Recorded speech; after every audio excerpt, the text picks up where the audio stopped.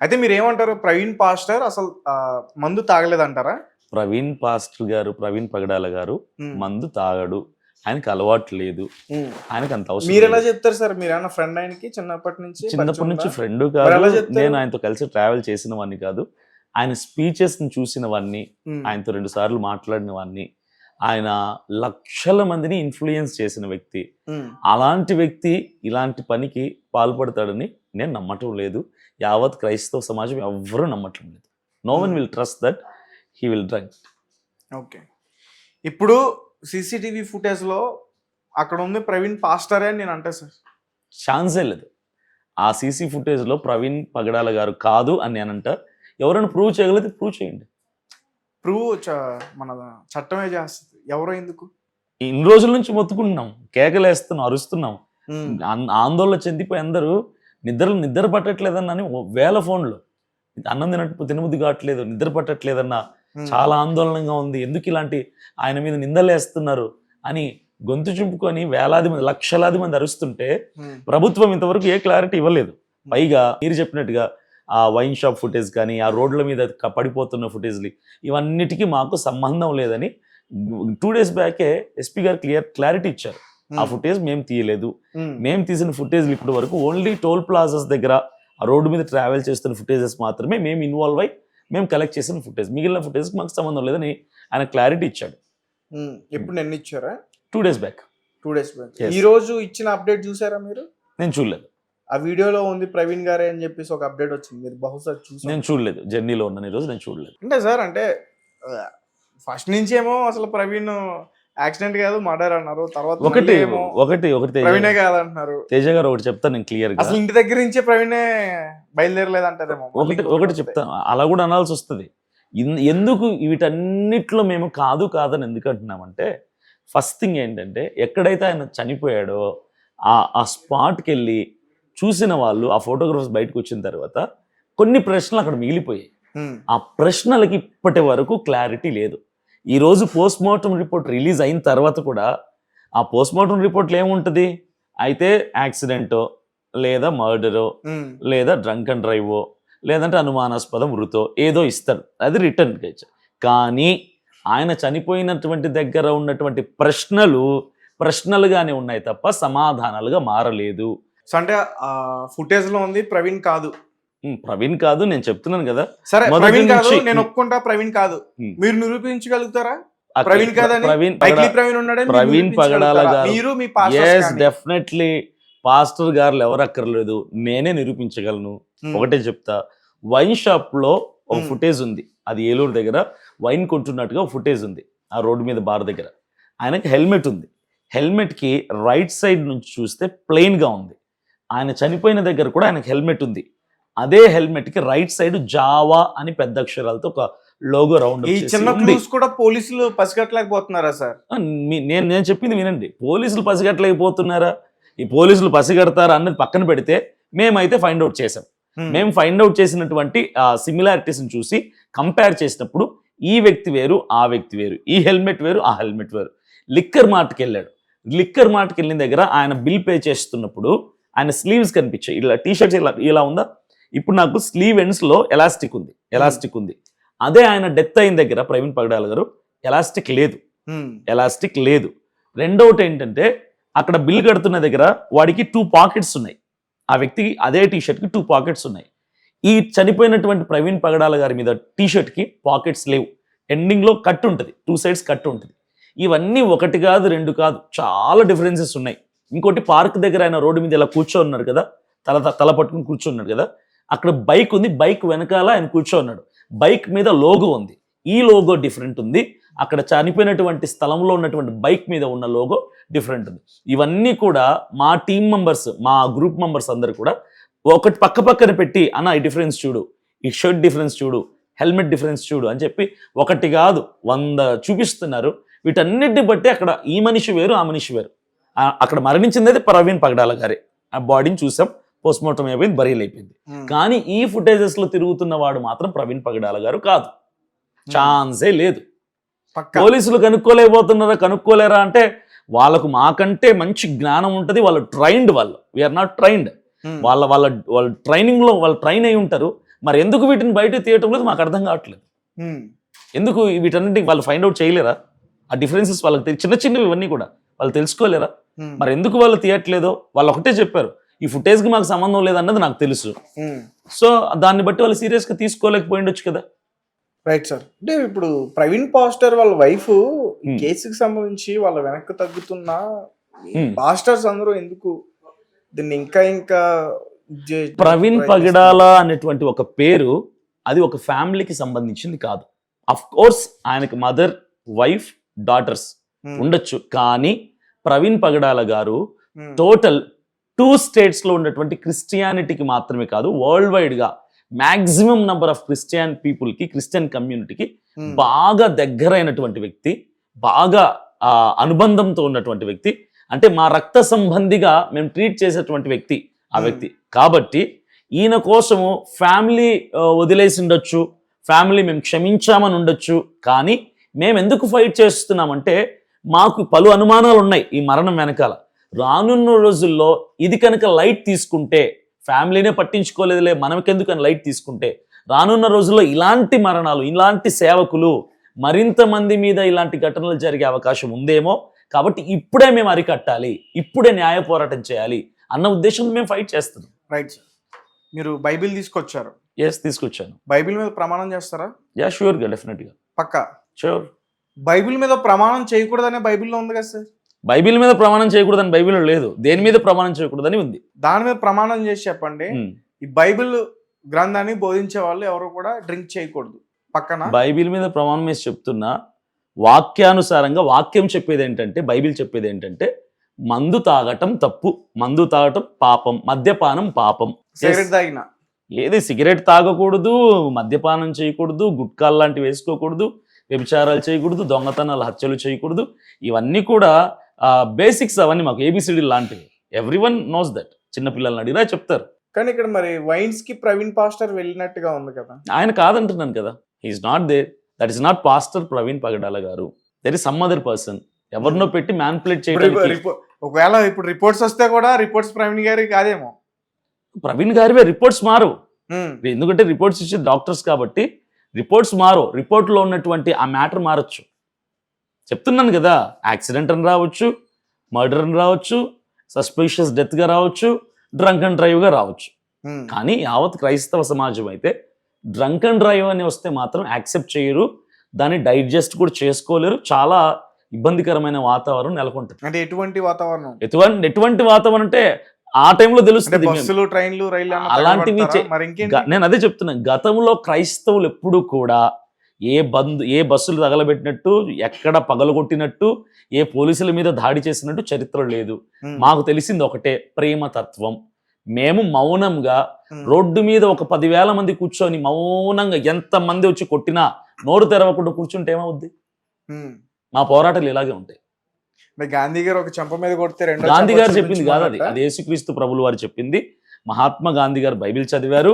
బైబిల్లో యేసు ప్రభు వారు చెప్పినటువంటి రాయబడింది కాబట్టి కుడి చెంప కొడితే ఎడమ చెంప చూపించమని ఆయన నేర్చుకొని, ఆయనకు నచ్చటంతో ఆ మాట బేస్ చేసుకొని కూర్చున్నారు. ఉప్పు సత్యాగ్రహం, మౌన వృత్తంతో కూర్చొని మౌన పోరాటం చేసి ఇండైరెక్ట్గా బైబిల్ ఆధారణ చేసుకొని స్వతంత్రాన్ని తీసుకుని రాగలిగారు. అంటే బైబిల్ వల్లే స్వతంత్రం వచ్చిందంటారా? ఇండైరెక్ట్గా ఆయన బైబిల్ చదివే. ఇప్పుడు నేను ఉన్నానండి, ఒక పుస్తకం ఏదో చదివాను, ఇన్స్పైర్ అయ్యాను. అందులో ఎవరో ఒక వ్యక్తి బిజినెస్ మ్యాగ్నెట్ అయ్యాడు, నాకు ఇన్స్పిరేషన్ అనిపించింది. నేను ఇమీడియట్గా ఒక 50 రూపాయలు పెట్టుబడి పెట్టాను. అలా అలా అలా అలా లక్షల కోట్లు సంపాదించాను. లక్షల కోట్లు సంపాదించిన తర్వాత మీకు ఇన్స్పిరేషన్ ఎవరంటే నేను ఏం చెప్తాను ఇప్పుడు?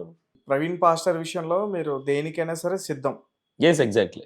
రిపోర్ట్స్ ఎలా వచ్చినా సరే, రిపోర్ట్స్ ఎలా వచ్చినా కాదు, డ్రంక్ అండ్ డ్రైవ్ వస్తే మాత్రం ప్రజలందరూ కూడా తిరగబడతారు. యాక్సిడెంట్ అని వస్తే మాత్రం మేము హైకోర్టుకి వెళ్తాం, సుప్రీంకోర్టుకి వెళ్తాం, న్యాయం జరిగే వరకు లీగల్గా ఫైట్ చేస్తాం.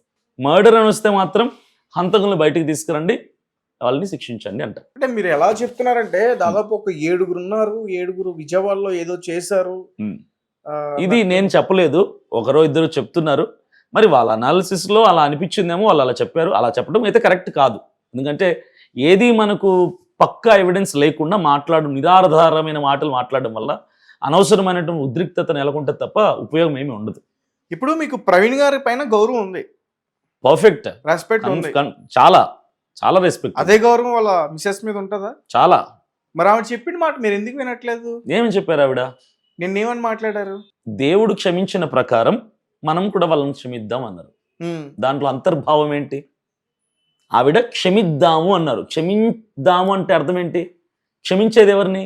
తప్పు చేసిన వాడిని క్షమిస్తారు. అంటే ఆవిడ కూడా దీని వెనకాల బలమైన కుట్ర జరిగింది, ఇది యాక్సిడెంట్ అని కనుక ఆవిడ నమ్మితే అది నార్మల్ యాక్సిడెంటే కాబట్టి మీరు గొడవలు చేయాల్సిన పని లేదు అంటారు. కానీ ఆవిడ ఏమంటున్నారంటే 2 సార్లు ఆవిడ మాట్లాడారు ఆన్ కెమెరా. ఒకటి బరియల్ టైంలో ఆవిడ మాట్లాడారు. ఆవిడ ఏమన్నారంటే, జెసికా గారు, మనం ఎవరి మీద గ్రడ్జ్ తీసుకోవటానికి లేము, ఎవరి మీద పగ తీర్చుకోకూడదు. ప్రవీణ్ గారు ఆగిపోయినటువంటి పని మనం క్యారీ ఆన్ చేద్దాం, కంటిన్యూ చేద్దాం అంతే తప్ప we don't take any grudge upon anyone. పగ తీర్చుకోవద్దు, వదిలేయండి అని చెప్పారు. అంటే పగ తీర్చుకోవద్దంటే ఆవిడ ఉద్దేశం ఏంటి? ఎవరో ఉన్నారనే కదా వెనకాల, ఇది నార్మల్ డెత్ కాదు, యాక్సిడెంట్ కాదనే కదా. నిన్న నైట్ కూడా ఆవిడ ఒక వీడియో రిలీజ్ చేశారు. అందులో కూడా ఏమంటున్నారు? యేసుక్రీస్తు మనల్ని క్షమించినట్టుగా మనము కూడా వాళ్ళని క్షమిద్దాము అన్నారు. అంటే అర్థం ఏంటి? దీని వెనక కూడా ఎవరో శత్రువులు, బలమైన హస్తాలు ఉన్నారు కాబట్టి పాస్టర్స్ ఆగట్లేదే. నేను అంటుంది ఏంటంటే, ఆవిడ క్షమిద్దామని అంటున్నారు, కానీ మేమెందుకు ఆగటం లేదంటే, మేమేమి క్షమించకుండా మేము కూడా నిందితులు బయటకు వస్తే రేపు క్షమించమంటామేమో. మా పోరాటం అంటే ఏంటంటే, తప్పు చేసినోడు బయటికి రావాలి, తెలియాలి ఎవరో. మేము కూడా ఏదో అంటాం, రేపటి రోజున లక్షల మంది కలిసి ఉరి తీయండి అనము, క్షమించి వదిలేసేయండి అంటాం. మా పోరాటం చంపాలని కాదు, చంపబడాలని కాదు. మా పోరాటం వెనక ఎవరైనా నిందితులుంటే బయటికి రావాలి, అంతకు మించి ఏం లేదు. క్రూరమైనటువంటి మనస్తత్వాలు ఏ క్రైస్తవుడికి ఉండవు, ఏ పాస్టర్కి ఉండవు. మేము సూటిగా గట్టిగా మాట్లాడతాం తప్ప ఉజ్జీవంగా, ఉద్రేకంగా. అంతేకాని ఎవరిని రెచ్చగొట్టము, మేము రెచ్చిపోయి ఎవరి మీద దాడులు చేయము. ఏంటి హింసని కోరుకోం మేము, అహింసావాదం మాది. పోలీసులు మీకు ఫోన్ చేశారా? పోలీసుల నుంచి డైరెక్ట్ నాకు ఫోన్ కాల్ రాలేదు. నాకు నోటీసులు వస్తాయని చెప్పారు, పిలిపిస్తారు ఎస్పీ ఆఫీస్ అని చెప్పారు. మీకు సంబంధించి నాకు సంబంధించిన పాస్టర్ వచ్చాయి. పేరు చెప్తారా? 2 పాస్టర్లకు వచ్చాయి. జేమ్స్ గారికి, పాస్టర్ జేమ్స్ గారు, పాస్టర్ విజయప్రసాద్ రెడ్డి గారికి నోటీస్ వచ్చిందని చెప్పారు. నెక్స్ట్ నాకు నోటీస్ రాబోతుందని కూడా చెప్పారు. వాళ్ళు వెళ్ళి వాళ్ళ ఎక్స్ప్లెనేషన్ వాళ్ళు ఇచ్చుకున్నారు, వెళ్ళిపోయారు. నాకైతే ఇప్పటి వరకు రాలేదు. అంటే వాళ్ళకి ఎందుకు వచ్చాయి నోటీసులు? అంటే వీటిపైనే మీరు అనవసరమైనటువంటి ఆరోపణలు చేస్తున్నారు, హత్య అని ఖరారు చేసి మాట్లాడుతున్నారు కాబట్టి హత్య అని మీరు ఏ ఎవిడెన్స్ బట్టి మాట్లాడుతున్నారు అని వాళ్ళని అడిగారట.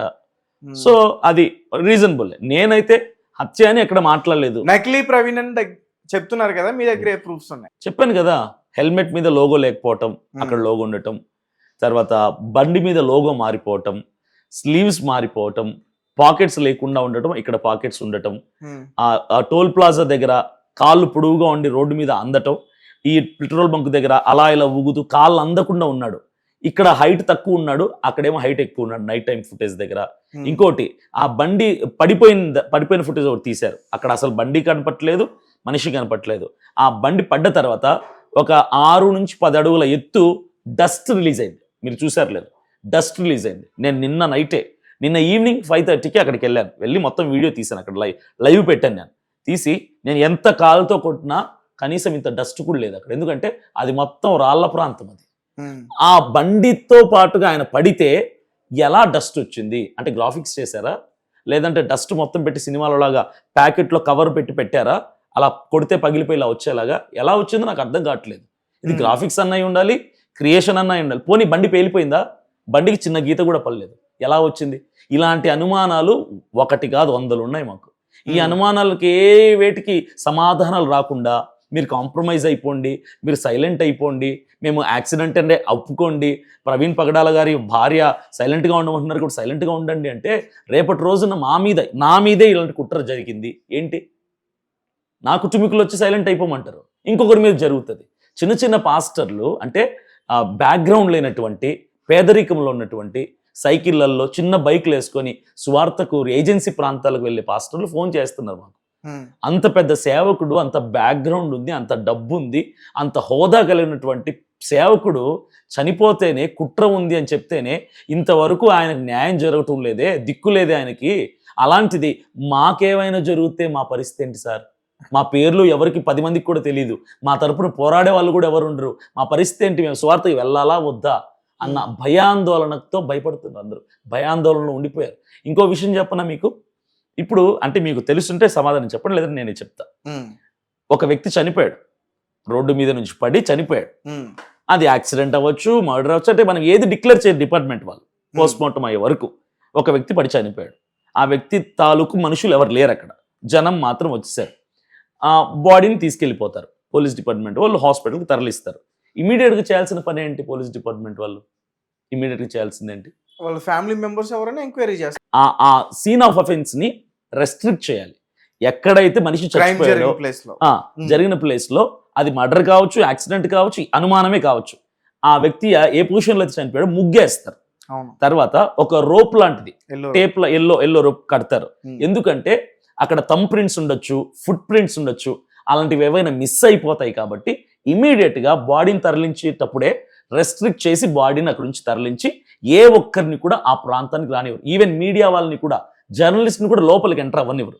ఇది పోలీసులు చేసేటువంటి పని. అయితే ప్రవీణ్ పగడాల గారు మార్చి 24వ తారీఖు రాత్రి 12:35 చనిపోతే, నెక్స్ట్ రోజు రాత్రి 8 గంటలకు పోలీసు వాళ్ళతో నేను అడిగిన ప్రశ్న ఇదే, సార్ ఆయన చనిపోయినటువంటి స్థలాన్ని, సీన్ ఆఫ్ అఫెన్స్ ని మీరు రెస్ట్రిక్ట్ చేశారా, ప్రొటెక్ట్ చేశారంటే మేము చేయాలన్నారు. ఆయన అప్పటికి ఎన్ని గంటలు అయిపోయింది తెలుసా, 24 గంటలు అవుతుంది.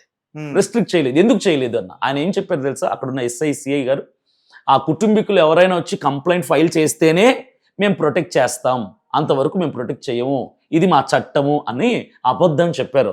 ఇది ఎంతమంది చూసినా, పోలీస్ డిపార్ట్మెంట్ వాళ్ళు చూసినా నాకేం ఇబ్బంది లేదు, ఆయన చెప్పారు. అది పేరుతో సహా చెప్పండి, మరి నాకు పేర్లు తెలియదు వాళ్ళ పేర్లు. అయితే సిఐ ఎస్ఐ అందరు ఉన్నారు అక్కడ. అంటే అప్పుడు నాతో రహస్యంగా మాట్లాడింది కాదు, ఇది ఒక 20 మంది ఉన్నాం, పాస్టర్లు ఉన్నారు, పోలీసులు ఉన్నారు, అందరు ఉన్నారు, అందరి కుటుంబీకులు కూడా ఉన్నారు, అందరి సమక్షంలో మాట్లాడినటువంటి విషయం. అయితే నాకు తెలియదు, అదే నిజమేమో అనుకుని నాకు తెలిసిన పాస్టర్ని అడిగితే ఏమో అన్న నాకు కూడా ఐడియా లేదు, అలాగే ఉండొచ్చు అన్నాడు. నేను ఇమీడియట్గా నెక్స్ట్ డే మార్నింగ్ వేరే అడ్వకేట్ కాల్ చేశాను. సార్ ఇప్పుడు ఒక వ్యక్తి చనిపోయిన దగ్గర, చనిపోయిన డెడ్ బాడీని తీసే ముందే రెస్ట్రిక్ట్ చేస్తారా, ఫ్యామిలీ మెంబర్స్ వచ్చి కంప్లైంట్ ఇచ్చే వరకు రెస్ట్రిక్ట్ చేయకుండా కంప్లైంట్ ఫైల్ అయ్యాక రెస్ట్రిక్ట్ చేస్తారంటే ఆయన ఒకటి చెప్పాడు, ఇమ్మీడియట్గా ప్రొటెక్ట్ చేయాలి ఆ ప్లేస్ని, ఎవరిని ఎంటర్ అవ్వనివ్వకూడదు అని ఆయన చెప్పాడు. మరి పోలీసు ఎలా చెప్పాడంటే, ఎందుకు చెప్పారు మరి, మామూలు అయితే అది కరెక్ట్ కాదు అని చెప్పారు. దాదాపుగా ఎంతవరకు అది ఎలా వదిలేశారు తెలుసా, 24 రాత్రి 12:30 నుంచి 26 పొద్దున 11 గంటల వరకు ఆ ప్లేస్లకి చిన్న పిల్లోడు, జర్నలిస్టులు, ఎవడు పడితే వాడు ఫోన్లు ఎత్తుకెళ్ళటం, ఎవడు పడితే వాడు నడవటం, అది పట్టుకోవడం, ఇది పట్టుకోవడం, అలా తిరగటం, ఇలా తిరగటం, దాదాపుగా అప్పుడే చెక్కలకి రత్తు ఉందని తెలిసింది. 36 గంటల తర్వాత అప్పుడు రెస్ట్రిక్ట్ చేశారు. అప్పుడు వెళ్లాల్సిన అవసరం లేదు రెస్ట్రిక్ట్ చేయడానికి. ఇది నిన్న నేను పెట్రోల్ బంక్ ఆపోజిట్ లో ఈ ఇన్సిడెంట్ జరిగింది. పెట్రోల్ బంక్ లో పనిచేస్తున్న వాళ్ళని కూడా అడిగా, పోలీసులు ఎప్పుడు వచ్చారు ఇక్కడికి, ఎప్పుడు కట్టారు రోప్స్ అని అడిగితే 26వ తారీఖు పొద్దున్న 11 గంటలకు కట్టారు. ఆయన చనిపోయింది ఎప్పుడు, 24 రాత్రి 12:30కి. అప్పుడు ఏముంటాయని కట్టారు వాళ్ళు వచ్చి, ఎందుకు కట్టలేదు, ఎందుకు రెస్ట్రిక్ట్ చేయలేదు, ఒక అనాథ చనిపోతే కూడా చేయాల్సినటువంటి పని అది డిపార్ట్మెంట్ది, ఎందుకు చేయలేదు, దీనికి ఆన్సర్ చెప్తారు డిపార్ట్మెంట్ వాళ్ళు. ఇలాంటి ప్రశ్నలు అడిగితే అరెస్ట్ చేస్తామంటారు, కస్టడీలు తీసుకుంటామంటారు, నోటీసులు ఇస్తామంటారు. నేను ఏది భయపడాల్సిన అవసరం లేదు, ఎందుకంటే నేను జస్టిస్ మాట్లాడుతున్నా, నేను కరెక్ట్ రూల్ మాట్లాడుతున్నా, లా మాట్లాడుతున్నా, ఎందుకు ప్రొటెక్ట్ చేయలేదు. అక్కడి నుంచి స్టార్ట్ అయ్యాయి మనకి డౌట్స్. ఈ డౌట్స్ ఏవి క్లియర్ చేయకుండా, సరే ఇక్కడ ఆయన హ్యాంగ్ చేసుకుని ఉన్నారు స్పెక్స్, ఆ వైన్ షాప్ దగ్గర ప్రతి చోట చూస్తే హ్యాంగ్ చేసుకో, అవి ప్లాస్టిక్ వా, ఐరన్ వా, స్టీల్ వా, ప్లాస్టికే కదా, ఫైబర్ కానీ ప్లాస్టిక్ అని. రోడ్డు మీద నుంచి 4 అడుగు లోతులో పడ్డాడు ఆ వ్యక్తి, యాక్సిడెంటే అనుకుందాం. పడితే బండి మీద ఉంది, డెడ్ బాడీ మీద కంప్లీట్గా బండి కవర్ అయిపోయింది. ఈ అద్దాలు అయితే బండి దాని మీద పడి ఉండాలి, లేదా ఎగిరి పక్కన పడి ఉండాలి, కానీ అద్దాలు నీట్గా ఫోల్డ్ చేసి పక్కన పెట్టున్నాయి, చిన్న గీత కూడా. మాస్క్ ఎక్కడైనా తీసాడు ఆయన, ఏ ఫుటేజ్ లో కూడా మాస్క్ తీసినట్లు లేదు. ఆయన మాస్క్ పెట్టుకొని ఉన్నాడు. ఇప్పుడు పడే టైంలో అమ్మో మాస్క్ ఏమన్నా అయిపోద్దామని తీసుంటాడా, తీయడు కదా. ఆయన ప్రాణం మీద టెన్షన్. హెల్మెట్ అలానే ఉంది, మాస్క్ నీట్ గా తీసి ఫోల్డ్ చేసి పక్కన ఉంది, మాస్క్ మీద స్పెట్స్ ఉన్నాయి. ఇది ఎందుకు ఉంది, ఆయనకు గాయమై ఎక్కడ చనిపోయాడు తెలుసా, మూర్తి మీద గాయమై చనిపోయాడు. బలమైన గాయం, ఈ పెద భాగం తెగిపోయి బోన్ కట్ అయిపోయింది. ఇప్పుడు మాస్క్ కనుక వేసుకుంటే మాస్క్ కూడా తెగిపోయి చిరిగిపోయి రక్తపు ముద్ద అయిపోయి ఉండాలి కదా. మాస్క్ బలమైన గాయం అంటే మీరు అక్కడ చూసారు కాబట్టి అడుగుతున్నా. నేను చూశాను. బలమైన గాయం అతని మూతి దగ్గర తప్ప ఇంకా శరీరంలో total head to tip of the to, తల నుంచి అరికాల వరకు ఉమ్, ఆయనకు ఉన్న గాయం ఒకే ఒకటి, ఈ పెదవి భాగం కట్ అయిపోయింది, బోన్ కూడా కట్ అయిపోయింది. నేను ముందు చూశాను, పోస్ట్ మొత్తం ఈ మార్టం బోన్తో తర్వాత సహా ఇట్లా ఆ, ఈ పళ్ళ మధ్యలో నుంచి. ఇక్కడ కట్ అయిపోయింది, పల్లిలా వచ్చాయి బయటికి, ఈ పార్ట్ కట్ అయిపోయింది. సూచర్స్ వేసి పోస్ట్ మార్టం తర్వాత తీసుకొచ్చారు. ఇంకెక్కడ గాయం లేదు, ఒంటి మీద ఎక్కడ గాయం లేదు. తలకు కూడా తలకి ఎక్కడ, తల హెల్మెట్ ఉంది కదా, ఉమ్. జావా అనే కానీ అంటే బ్రాండ్. సాధారణంగా ఇక్కడ తగిలితే అంత చనిపోయేంత అవకాశాలు లేవు. బాడీలో అంటే అంత సెన్సిటివ్ పార్ట్ కాదు అది, అక్కడ ఉమ్. కొడితే చనిపోరా అయితే తల లేదా గుండె లేదా ఇంకో చోట, ఇవన్నీ బోల్డ్ అనుమానాలు ఉన్నాయి. చెస్ట్ మీద ఫుట్ ప్రింట్ ఉంది, పక్కన సార్ షూ ప్రింట్ ఉంది. ఫుట్ ప్రింట్ గురించి అదే ఫుట్ ప్రింట్ గురించి ఫస్ట్ లో రాలేదు అసలు, ఉమ్. తర్వాత అంటే పాస్టర్స్ చెప్పారు. పాస్టర్ చెప్పారు కదా, తర్వాత ఏమయ్యాయంటే అనుమానాలు ఎక్కువయ్యే కొద్దీ డీప్ గా స్టడీ చేయడం మొదలు పెట్టారు ప్రతి ఒక్కరు కూడా. ఉమ్. గమనించే కొలది తప్పులు బయటకు వస్తున్నాయి. ఇప్పుడు నమ్మేసిన తర్వాత ఎవడంత డీప్ స్టడీ చేయడు, డీప్ ఇన్వెస్టిగేషన్ చేయడు. నమ్మకం పోయిన తర్వాత ఏం చేస్తానంటే డీప్ గా జూమ్ చేసి pin to pin, inch to inch check చేసినప్పుడు అప్పుడు అది బయటకు వచ్చింది. ఫుట్ ప్రింట్ చెస్ట్ మీద ఉన్నట్టుగా రెడ్ మార్క్ తో. అది కూడా ఆయన కుడి చేతి మీద మొత్తం రక్తం మడుగులో ఉంది, ఉమ్. కానీ చేతికి ఏం గాయం లేదు. ఎడమ చెయ్యి మసి కాలినట్టుగా ఉంది. ఎన్నో అంత ఎడమ చేయి పైనుంచి కాలిపోయిందా? కాలినట్టుగా మసిగా ఉంది, బ్లాక్ గా ఉంది. ఉమ్. అయితే అంత పైనుంచి 4 అడుగుల పైనుంచి వ్యక్తి అక్కడ పడ్డాడు అనుకోండి, యాక్సిడెంట్ అయింది అనుకోండి, అక్కడ మొత్తం రాళ్ల ప్రాంతం. అది షర్ట్ చెరగదా, టీషర్ట్ ఇలాంటి టీషర్ట్ వేసుకున్నాడు ఆయన, అది చెరగకుండా ఉంటుందా, జీన్స్ చెరగకుండా ఉంటుందా, ఎక్కడ చిన్న దారం కూడా ఊడలేదు, ఉమ్. ఎక్కడ ఒంటి మీద చిన్న గాయం పక్కన పెట్టండి, టీషర్ట్ కూడా చెరగలేదు. అంత మనిషి చచ్చిపోయేంత ప్రమాదం జరిగితే మాస్క్ చెరగల, టీషర్ట్ చెరగల, జీన్స్ చెరగలేదు, అద్దాలు విరగలేదు. ఇంత జాగ్రత్తగా జరిగింది యాక్సిడెంట్. బండికి ఎక్కడ డ్యామేజ్ అవ్వలేదు, బండికి చిన్న గీత పడలేదు.